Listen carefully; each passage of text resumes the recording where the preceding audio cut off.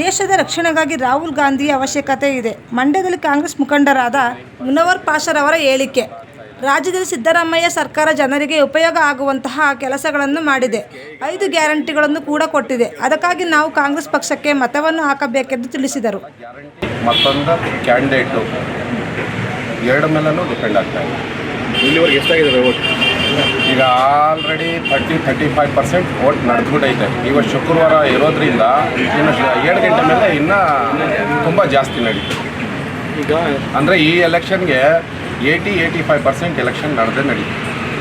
Voting ಮಾಡೋಕ್ಕೆ ಎಲ್ಲೆಲ್ಲಿಂದನೂ ಬರ್ತಾಯಿದ್ದಾರೆ ಜನ.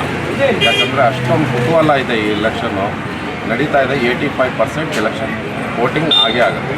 Sir, ಏನಕ್ಕೆ ಹಾಕಬೇಕು ವೋಟು ಕಾಂಗ್ರೆಸ್ಗೆ? ಕಾಂಗ್ರೆಸ್ಗೆ ಏನಕ್ಕೆ ಹಾಕಬೇಕು ಅಂದರೆ 5 ಗ್ಯಾರಂಟಿ ಕೊಟ್ಟವ್ರೆ. ಮತ್ತೆ 1 ಲಕ್ಷ ಮಹಿಳೆಯರಿಗೆ ಕೊಡ್ತೀವಿ ಅಂತ ಹೇಳಿದ್ದಾರೆ. ಅದನ್ನು ಬರುತ್ತೆ. ಏನಂದರೆ ಕಾಂಗ್ರೆಸ್ ಏನಕ್ಕೆ ಬರಬೇಕು ಅಂತ ಅಂದರೆ ಶಾಂತಿಯಾಗಿ ಇರ್ತೀವಿ ನಾವು. ಹಿಂದೂ ಮುಸ್ಲಿಮ್ಸ್ ಅನ್ನೋದಿಲ್ಲ ನಮ್ಮಲ್ಲಿ ಕಾಂಗ್ರೆಸ್ ಪಕ್ಷದಲ್ಲಿ. ಅದೊಂದು ಟರ್ನಿಂಗ್ ಪಾಯಿಂಟ್ ಇದೆ ನಮ್ಮಲ್ಲಿ. BJP JDS ಹೇಳ್ತಾರೆ ಕಾಂಗ್ರೆಸ್ ಸರ್ಕಾರ ಬಂದರೆ ಒಂದು ಕೋಮು ಒಂದು ಸಮುದಾಯನ ಓಲೈಕೆ ಮಾಡೋಕ್ಕೋಸ್ಕರ ಒಂದು ಪಕ್ಷ ಇದೆ ಅಂತ. ಎಲ್ಲ ಸುಳ್ಳು ಸರ್, ಅವೆಲ್ಲ ಇಲ್ಲ. ನಾವು ಹುಟ್ಟೋಳಿಂದನೂ ನೋಡ್ತಾ ಇದ್ದೀವಿ ಕಾಂಗ್ರೆಸ್ ಯಾವ ಥರ ಅಂತ. ನಮಗೆ 45-50 ವರ್ಷ ವಯಸ್ಸಾಗಿದೆ.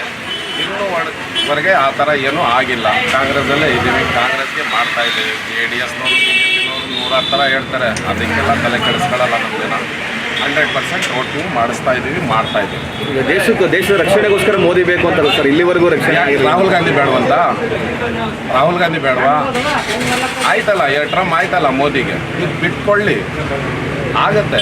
ದೇಶದಲ್ಲಿ ಎಲ್ಲ ಕುತೂಹಲ ಇದೆ. ಕಾಂಗ್ರೆಸ್ ಪ್ರಧಾನಮಂತ್ರಿ ರಾಹುಲ್ ಗಾಂಧಿ ಆಗುತ್ತೆ ಅಂತ ಅಂದ್ಬಿಟ್ಟು ನಮಗೂ ಆಸೆ ಇದೆ. ಬರಲಿ, ಒಂದ್ಸತಿ ಅವ್ರಿಗೂ ಗೊತ್ತಾಗುತ್ತೆ ಯಾರು ಬೇಕು ಯಾರು ಬೇಡ ಅಂತ. ದೇಶದ ಜನ ಆಮೇಲೆ ತೀರ್ಮಾನ ಮಾಡಿ.